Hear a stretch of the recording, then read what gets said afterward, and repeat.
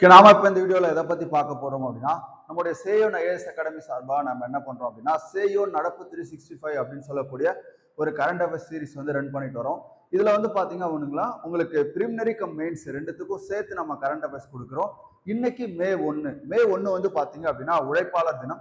இந்த உழைப்பாளர் தினம் வந்து எப்படி உருவாச்சு, இந்த உழைப்பாளர் தினம் வந்து பாத்தீங்க அப்படின்னா அமெரிக்காவில் எப்போ கொண்டாடுறாங்க, கனடாவில் எப்போ கொண்டாடுறாங்க, இப்போ உழைப்பாளர் தினம் நாடு முழுவதும், அதாவது வந்து பாத்தீங்கன்னா உலகம் முழுவதும் மே 1 தான் கொண்டாடப்படுதா, வேற ஏதாவது நாட்கள்ல இந்த உழைப்பாளர் தினம் கொண்டாடப்படுதா அப்படின்றத பார்க்க போறோம். அதே மாதிரி வந்து பாத்தீங்க அப்படின்னா இது சோவியத் ரஷ்யாவில் எப்படி உருவாச்சு, அதே மாதிரி வந்து பாத்தீங்க அப்படின்னா மேற்கத்திய நாடுகள் சொல்லக்கூடிய ஐரோப்பாவில் எப்படி உருவாச்சு, அதே மாதிரி இந்தியாக்குள்ள எப்படி உருவாச்சு, இந்தியாக்குள்ள தமிழ்நாட்டில் எப்படி இந்த தினம் கொண்டாடப்படுது, இதோடைய மொத்த டீட்டெயிலும் நம்ம என்ன பண்ண போறோம் அப்படின்னா பார்க்க போறோம். இது மட்டும் கிடையாது, பாலிட்டி ரிலேட்டடா இந்த தொழிலாளர்களுக்கான உரிமைகள் என்னென்ன கொடுக்கப்பட்டிருக்கு, இந்த விஷயம் நம்ம இன்னைக்கு பார்க்க போறோம். ஓகே, பாருங்க. சர்வதேச தொழிலாளர் தினம் ஆக்சுவலி இது எந்த டாபிக்ல வரும் அப்படின்னா சமூக நீதி அப்படின்ற டாபிக்ல வரும். ஓகேவா? இப்ப நம்ம பார்க்கக்கூடிய இந்த கரண்ட் அஃபேர்ஸ் இருக்கு இல்லையா, இது சமூக நீதி அப்படின்ற டாபிக்ல வரும். இது வந்து பாத்தீங்க அப்படின்னா உங்களுக்கு குறிப்பா இதுல நிறைய விஷயம் கேட்கலாம். ஓகேவா? ஏன்னா தொழிலாளர் தினம் அப்படின்றது இந்தியாவில் யார் முதல்ல கொண்டாடினா அப்படின்னா இதை முன்மொழிஞ்சவர் யார் அப்படின்னு பாத்தீங்கன்னா சிங்காரவேலர் அவர்கள். அவர் வந்து ஒரு தமிழ்நாட்டை சேர்ந்தவர். அந்த எல்லா டீட்டெயிலுமே நம்ம என்ன பண்ண போறோம் அப்படின்னா பார்க்க போறோம். சரி, பாருங்க. ஒவ்வொரு ஆண்டும் என்ன பண்றோம் அப்படின்னா மே 1 வந்து பாத்தீங்கன்னா இந்த தொழிலாளர் தினம் அப்படின்றது கொண்டாடப்படுது. சர்வதேச தொழிலாளர் தினம் எப்போன்னு கேட்டா மே 1 ஒவ்வொரு ஆண்டும் நம்ம கொண்டாடுறோம். இது வந்து பாத்தீங்க அப்படின்னா எதுக்காக கொண்டாடப்படுது அப்படின்னா உலக அளவுல சர்வதேச தொழிலாளர்கள் தினம், அதாவது எதுக்காக கொண்டாடப்படுது அப்படின்னா அவங்களுடைய அந்த உழைப்பை அங்கீகரிக்கும் வகையில இந்த தினம் அப்படின்றது கொண்டாடப்படுது. இங்க பாருங்க, தொழிலாளர்கள் மற்றும் உழைக்கும் வர்க்கத்தினரின், தொழிலாளர்கள் மற்றும் உழைக்கக்கூடிய வர்க்கம் இருக்காங்க இல்லையா, அந்த வர்க்கத்தினுடைய பங்களிப்பை நினைவு கூறும் வகையில தான் நம்ம என்ன பண்றோம் அப்படின்னா இந்த தினத்தை கொண்டாடிட்டு வரோம். சரி, இந்த தினத்தை எந்த அமைப்பு வந்து பாத்தீங்கன்னா அங்கீகரிக்கிறாங்க? இப்ப ஐநா சபை இருக்கு. ஐநா சபை இருந்தாலும் ஐநா சபையுடைய கிளை அமைப்புகள் நிறைய இருக்கு இல்லையா, அதுல வந்து பாத்தீங்க அப்படின்னா இன்டர்நேஷனல் லேபர் ஆர்கனைசேஷன் இருக்கு இல்லையா, ILO, இந்த மாதிரி அமைப்பு தான் என்ன பண்ணுது அப்படின்னா இந்த தினத்தை அங்கீகரிக்குது. அப்ப இந்த தினத்தை யார் அங்கீகரிச்சா அப்படின்னு கேட்டீங்கன்னா தொழிலாளர் அமைப்பு. எந்த தொழிலாளர் அமைப்பு அப்படின்னா சர்வதேச தொழிலாளர் அமைப்பு, அதாவது வந்து பாத்தீங்கன்னா இன்டர்நேஷனல் லேபர் ஆர்கனைசேஷன், இந்த அமைப்பு தான் என்ன பண்ணிருக்காங்கன்னா மே 1 வந்து பாத்தீங்கன்னா சர்வதேச தொழிலாளர் தினமா அங்கீகரிச்சிருக்காங்க. சரி, ஓகே, பாருங்க என்னென்ன முக்கிய குறிப்புகள், இந்த தொழிலாளர் தினம் எப்படி கடந்து வந்துச்சு அதை பத்தி பார்ப்போம். தொழிலாளர் தினத்தை பொறுத்த வரைக்கும் முதல்ல அமெரிக்கா. ஓகேவா? நம்ம தொழிலாளர் தினம் எடுத்துக்கிட்டோம் அப்படின்னா நிறைய நம்ம வந்து கம்யூனிச நாடுகளை தான் பார்ப்போம். பட் அமெரிக்காவை ஏன் சொல்றாங்க அப்படின்னா அமெரிக்காவில் வந்து பாத்தீங்கன்னா ஒரு மார்க்கெட் இருந்தது. அந்த மார்க்கெட்ல வேலை செய்யக்கூடிய தொழிலாளிகள் வந்து சித்திரவதைக்கு உள்ளாக்கப்படுறாங்க. அதுல இருந்து இந்த தொழிலாளர்கள் என்ன பண்ணிருப்பாங்க அப்படின்னா வெகு கொண்டு எழுந்திருப்பாங்க.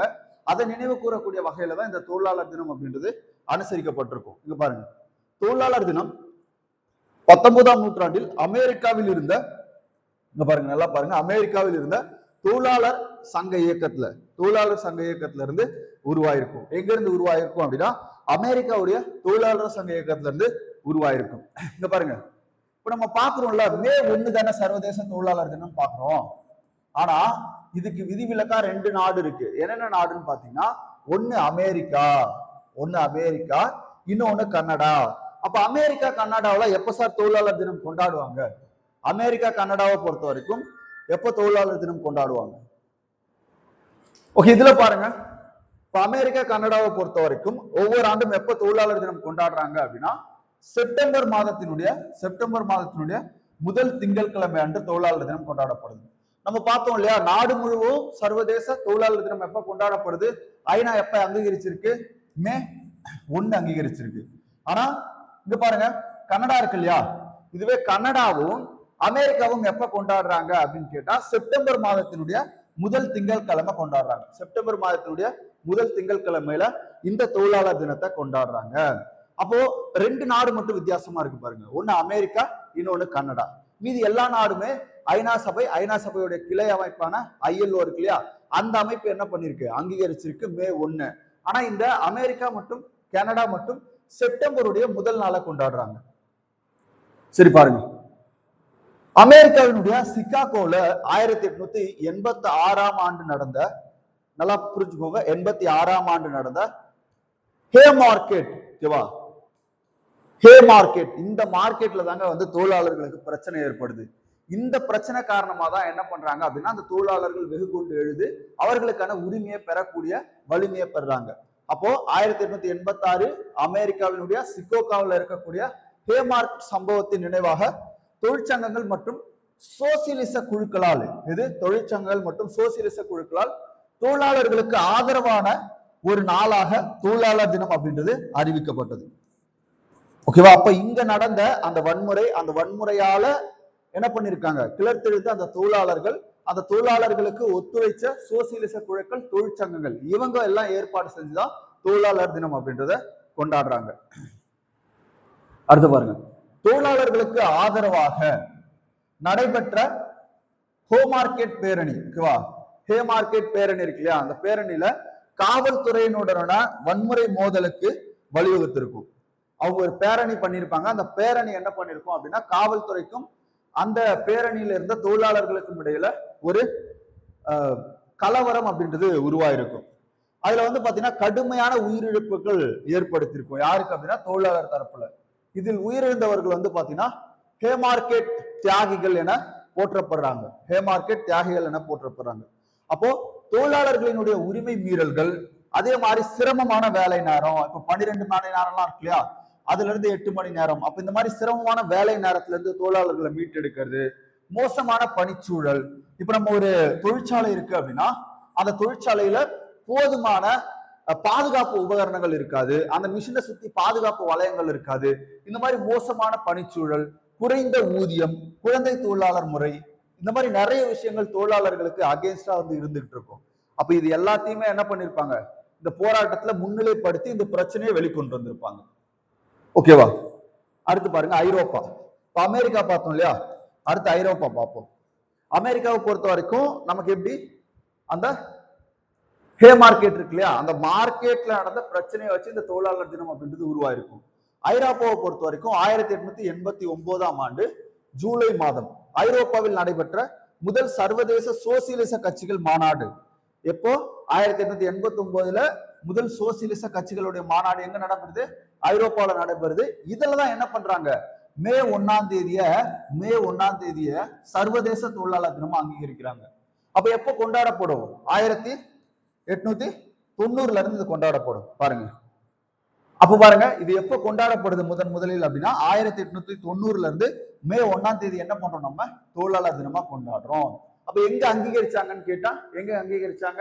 1889 ஜூலை மாதம் ஒரு மாநாடு நடக்குது. எங்க நடக்குது அப்படின்னு பாத்தீங்கன்னா, ஐரோப்பாவில சர்வதேச சோசியலிச கட்சிகளுடைய மாநாடு. அந்த மாநாட்டுல தான் என்ன பண்றாங்க, மே 1ஆம் தேதிய சர்வதேச தொழிலாளர் தினமா கொண்டாடலாம் அப்படின்னு அங்கீகரிக்கிறாங்க. சரி, ஓகே. பாருங்க, இப்ப சோவியத் ஒன்றியம், அதாவது ரஷ்யா, ஓகே. பாருங்க, அப்ப 1917ஆம் ஆண்டு ரஷ்யாவில் ஒரு புரட்சி ஏற்பட்டிருக்கும், ரஷ்ய புரட்சி. அந்த புரட்சிக்கு பிறகு சோவியத் ஒன்றியமும் கிழக்கு ஐரோப்பிய நாடுகளும் தொழிலாளர் தினத்தை கொண்டாட தொடங்குறாங்க. ஓகேவா? ரஷ்ய புரட்சி எப்ப ஏற்பட்டுச்சுன்னா 1917. இந்த புரட்சிக்கு அப்புறம் அங்க வந்து கொண்டாடப்படுது.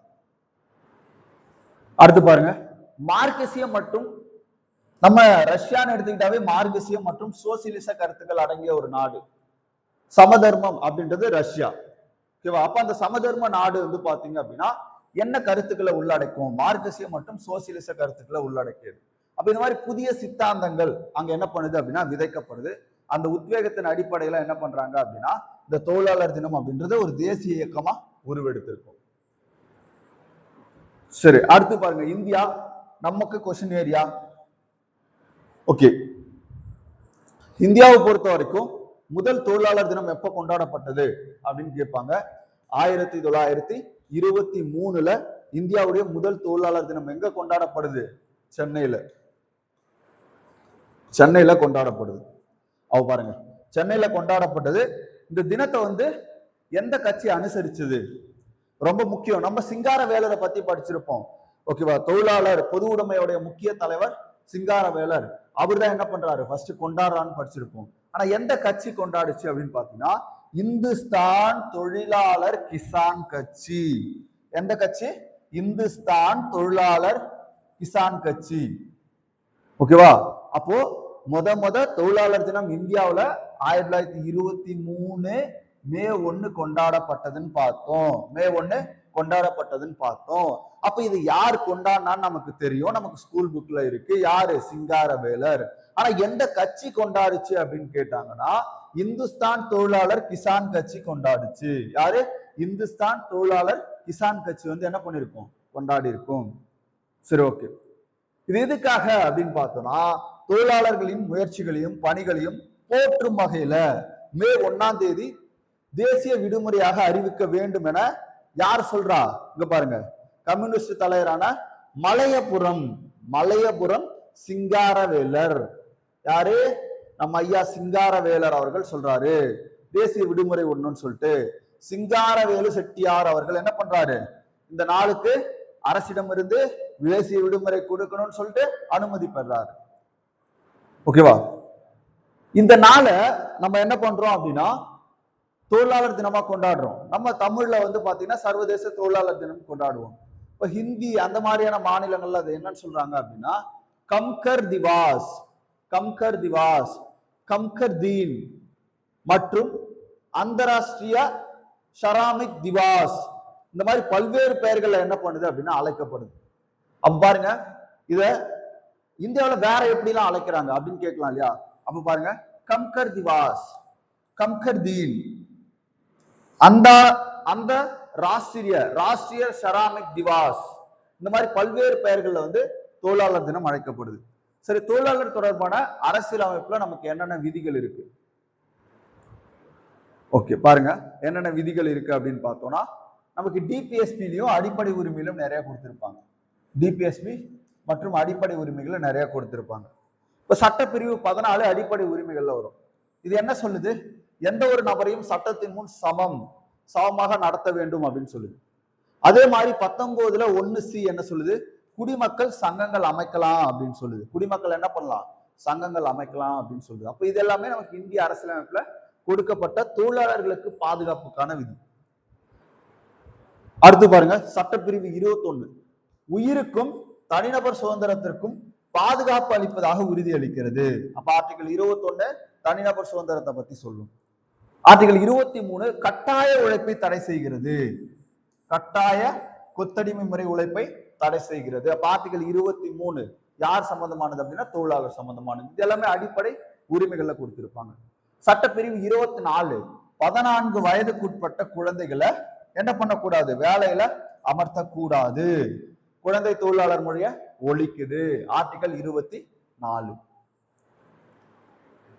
அடுத்து பாருங்க, ஆர்டிகல் 39ல ஏ அரசு தனது குடிமக்களுக்கு போதுமான வாழ்வாதாரத்திற்கான சம உரிமை பாதுகாப்பை வழங்க வேண்டும். அப்ப இதுவும் தொழிலாளர் தொடர்பான ஒரு ஆர்டிகல். அடுத்து 41 தனது பொருளாதார திறனுக்கு உட்பட்ட வரம்புகளுக்குள் அரசு வேலை செய்வதற்கு கல்வி மற்றும் கற்பதற்கான உரிமைகளை பாதுகாக்க வேண்டும் அப்படின்னு சொல்லியிருப்பாங்க ஆர்டிகல் 41ல.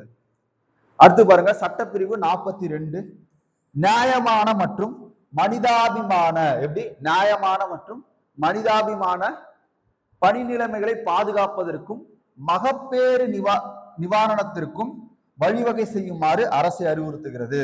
இப்ப மகப்பேறு விடுமுறை அதெல்லாம் நமக்கு எங்க கிடைக்கும் அப்படின்னா இந்த ஆர்டிகல் 42ல டிபிஎஸ்பில சொல்லியிருப்பாங்க. அடுத்து பாருங்க, சட்டப்பிரிவு 43 சட்டம் அல்லது பொருளாதார அமைப்புகள் மூலம் அனைத்து தொழிலாளர்களுக்கும் வாழ்க்கை ஊதியம், கண்ணியமான பணிச்சூழல், சமூக கலாச்சார வாய்ப்புகளை அரசு உறுதி செய்ய வேண்டும் அப்படின்னு சொல்லிட்டு ஆர்டிகல் 43 சொல்லுது. அடுத்து பாருங்க, 43A என்ன சொல்லுதுன்னா தொழிலாளர் துறை நிர்வாகத்தில் தொழிலாளர்களின் பங்கேற்பு. ஓகேவா? தொழில்துறை இருக்கு இல்லையா, அந்த தொழிற்சாலை நிர்வாகத்துல வந்து தொழிலாளர்களுடைய பங்கேற்பை பத்தி சொல்லும் ஆர்டிகல் 43A. ஓகே, இந்த சட்ட விதிகள்லாம் ஏன் கொடுக்கப்பட்டது? நாட்டுல உள்ள 50 கோடிக்கும் மேற்பட்ட அமைப்புச்சார் மற்றும் அமைப்பு சாரா தொழிலாளர்கள், மொத்தம் 140 கோடி பேர்ல நமக்கு தொழிலாளர்கள், அதாவது வந்து 15 இருந்து 50 வயது வரையிலான இருக்கக்கூடியவங்கள நம்ம என்னன்னு சொல்லுவோம், தொழிலாளர்கள் அப்படின்னு சொல்லுவோம். அப்ப இதுல ஒரு 50 கோடி பேர் இருக்காங்க. அது அமைப்பு சார்ல இருக்கலாம், அமைப்பு சாரா தொழிலாளர்களா இருக்கலாம். அப்ப இவங்களுடைய நலனை உள்ளடக்கிய பல சீர்திருத்தங்களை அரசு வந்து கொண்டிருக்கு. இப்ப கரண்ட் அஃபேர்ஸ் ரிலேட்டடா நம்ம பார்க்க போறது என்னன்னா, 3 தொழிலாளர் மசோதாக்கள் வந்து நாடாளுமன்றத்தில் அறிமுகம் செய்யப்பட்டது. அதை பத்தி தான் நம்ம பார்க்க போறோம். இதுக்கு முன்னாடி வந்து பாத்தீங்கன்னா நமக்கு இந்த தொழிலாளர்கள் நலனை காப்பதற்காக 29 சட்டங்கள் இருந்துச்சு. இந்த 29 சட்டங்களையும் என்ன பண்றாங்க அப்படின்னா ஒரு 4 சட்டங்களுக்குள்ள உள்ளடக்குறாங்க. 4 சட்டங்களுக்குள்ள மத்திய அரசு உள்ளடக்குது. என்னன்னு பார்ப்போமா? குறிப்பா சமூக பாதுகாப்பு சட்டம் 2020, அடுத்து தொழில் பாதுகாப்பு, சுகாதாரம் மற்றும் பணி நிலைமைகளை மீதான சட்ட தொகுப்பு 2020, அடுத்து தொழில் உறவுகள் சட்டம் 2020. இந்த 3 சட்டங்கள், ஓகேவா? இந்த 3 சட்டங்கள், அதுக்கப்புறம் இன்னொரு சட்டம் வந்து கூடுதலா வரும். அதுல தொழிலாளர்கள் பாதுகாப்பு பத்தி சொல்லியிருப்பாங்க. இது முன்னாடி வந்து பாத்தீங்க அப்படின்னா இப்ப சம ஊதிய சட்டம் இருக்கும், ஓகேவா? அதே மாதிரி குறைந்தபட்ச ஊதிய சட்டம் இருக்கும். இந்த மாதிரி சட்டங்கள் வந்து மொத்தம் 29 சட்டங்கள் தொழிலாளர்கள் நலன்களை பாதுகாப்பதற்காக இருந்து அதை மத்திய அரசு என்ன பண்றாங்க, 4 சட்டங்களாக தொகுத்திருப்பாங்க. அப்ப பாருங்க, இது வரைக்கும் நம்ம என்ன பார்த்திருக்கோம் அப்படின்னா இன்னைக்கு டே வந்து தொழிலாளர் தினம். இந்த தொழிலாளர் தினம் எப்படி உருவாச்சு, அது அமெரிக்காவில் எப்படி உருவாச்சு, கனடாவில் எப்படி கொண்டாடுறாங்க, அமெரிக்காவில் எப்படி கொண்டாடுறாங்க, அதே மாதிரி ஐரோப்பிய நாடுகளில் எப்ப கொண்டாடப்பட்டது, ரஷ்யாவில் எப்ப கொண்டாடப்பட்டது, இந்தியாவில் எப்ப கொண்டாடப்பட்டது, இந்தியாவில் குறிப்பா சென்னையில எப்ப கொண்டாடப்பட்டது, யார் யார் இதுக்கு வந்து பாத்தீங்கன்னா பங்கேற்பு அப்படின்ற எல்லாமே நம்ம பார்த்திருப்போம். கரண்ட் அஃபேர்ஸ் வரைக்கும் நம்ம பார்த்திருப்போம். அப்ப தொழிலாளர் தினம் எப்படி உருவாச்சு அப்படின்ற ஒரு வரையறை வந்து நமக்கு தெரிஞ்சிருக்கும். ஓகே, இதெல்லாம் முக்கியமான கரண்ட் அஃபேர்ஸ் ரிலேட்டடா வரக்கூடியது.